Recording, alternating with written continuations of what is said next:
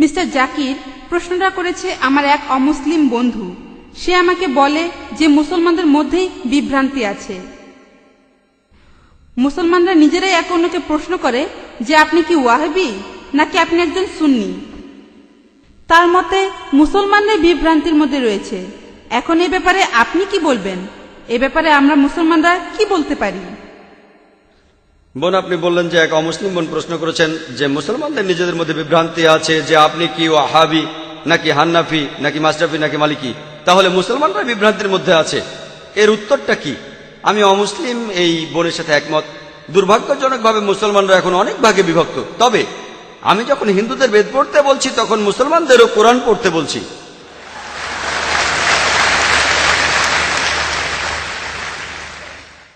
আল্লাহ পবিত্র কোরআনে বলেছেন, সূরা আল ইমরানের 103 নম্বর আয়াতে আল্লাহ তাআলা বলেছেন, ওয়াতাসিমু বিহাবলিল্লাহি জামিআন ওয়া লা তাফাররাকু। আল্লাহর রজ্জু শক্ত করে ধরো আর বিচ্ছিন্ন হয়েও না। আমরা আল্লাহর রশি ধরবো, আর সেই রশি হলো পবিত্র কোরআন আর সহিহ হাদিস। আল্লাহ কোরআনে বলছেন, সূরা আল আনামের 159 নম্বর আয়াতে উল্লেখ আছে, যারা দিন সম্বন্ধে নানা মতে সৃষ্টি করেছে, হে রাসূল, তাদের দায়িত্ব তোমার নয়। ইসলাম ধর্মে বিভিন্ন দল আর মত তৈরি করা এটা নিষিদ্ধ, এটা হারাম। কিন্তু যদি মুসলমানদের বলি আপনি কি, কেউ বলে আমি হানাফি, কেউ বলে মাশরাফি, কেউ বলে হামলি, কেউ বলে ওয়াহাবি। নবীজি কি ছিলেন? তিনি কি হানাফি? তিনি কি মাশরাফি? তিনি কি হামলি? তিনি কি মালিকি? তিনি কি ছিলেন? তিনি মুসলিম ছিলেন। পবিত্র কোরআনে সূরা আল ইমরানের 52 নম্বর আয়াতে উল্লেখ করা আছে, ঈসা আলাইহিস সালাম, যীশু খ্রিস্ট, তিনি মুসলমান ছিলেন। পবিত্র কোরআনে সূরা আল ইমরানের 67 নম্বর আয়াতে উল্লেখ আছে যে ইব্রাহিম আলাইহিস সালাম, তিনিও মুসলিম ছিলেন। পবিত্র কোরআনে সূরা ফুসিলাতে 33 নম্বর আয়াতে উল্লেখ করা আছে, ওয়ামান আহসানু ক্বালাম মিম্মান দা ইলাল্লাহি ওয়া আমিলা সালিহান ক্বালা ইন্নানি মিনাল মুসলিমিন। সেই ব্যক্তির চেয়ে কে উত্তম যে মানুষকে আহ্বান করে আল্লাহর পথে, সৎকর্ম করে আর বলে আমি মুসলমান। আমাদের নবী মুহাম্মদ সাল্লাল্লাহু আলাইহি ওয়াসাল্লাম মুসলমান ছিলেন।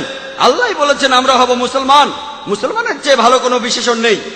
আর চারজন বিখ্যাত ইমামের সবাই, ইমাম আবু হানিফা, ইমাম মাশরাফি, ইমাম আহমদ ইবনে হাম্বল, ইমাম মালিক, আল্লাহ সবাইকে শান্তিতে রাখুন, তারা বিখ্যাত পণ্ডিত। আমি তাদের সবাইকে শ্রদ্ধা করি, পছন্দ করি। তারা বিখ্যাত পণ্ডিত। আর এই পণ্ডিতদের সবাই বলেছেন, এই চারজন ইমাম বলেছেন, যদি আমার কোনো ফতোয়া আল্লাহ ও রাসূলের বিরুদ্ধে যায় তাহলে তোমরা আমার ফতোয়াকে ছুঁড়ে ফেলে দাও।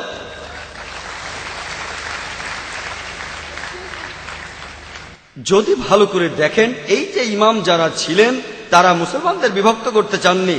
তারা চেয়েছিলেন মানুষ যেন মূল ধর্মগ্রন্থগুলো পড়ে, কোরআন আর সহিহ হাদিস। তাই আমাদের এখন যা করতে হবে, আমি জানি যে লোকজন বলে একটা হাদিসে আছে মুসলিমরা 73টি ভাগে বিভক্ত হবে, এটা আছে